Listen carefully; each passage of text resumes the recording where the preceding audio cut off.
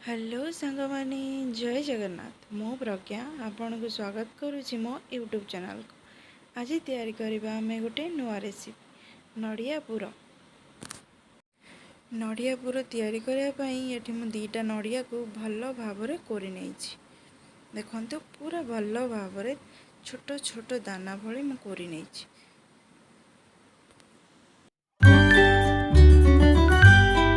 कड़ा को भलो भाबरे गरम करी सेथिरे अल्प किछि पानी दबा।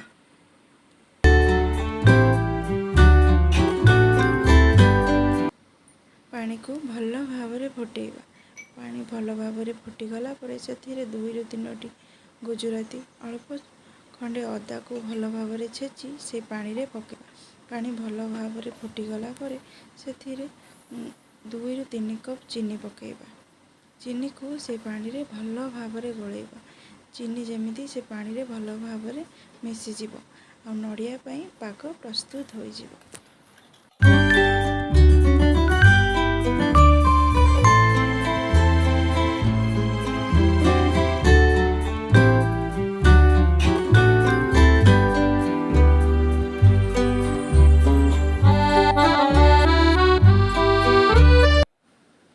चीनी पानी रे भलो भाबरे मिसी जाइछि आ नड़िया पई पाग प्रस्तुत हो जाइछि।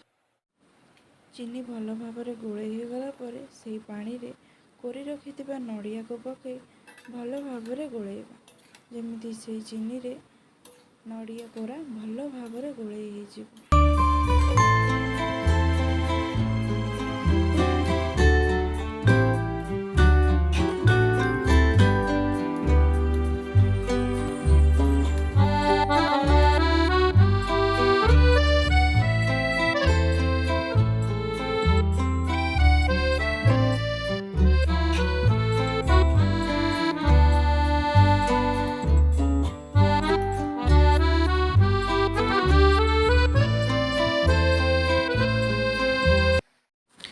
नड़िया को भलो भाबरे ऊपर तल करबा जेमिति से पानी भलो भाबरे नड़िया रे मिसी जिवो आ नड़िया खाइबा को बहुत मीठा लागिवो।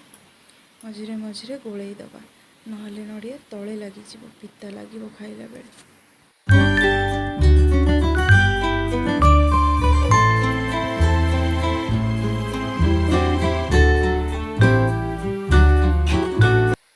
नड़िया को ऊपर तल करदबा एमती नड़िया तले न लगी जिवो। नड़िया को 5 ରୁ 10 मिनिट भलो भाबरे गोळेबा जेमिति से पानी नड़िया सहित भलो भाबरे मिसी जिवो आ भलो लागिवो खाइबा को।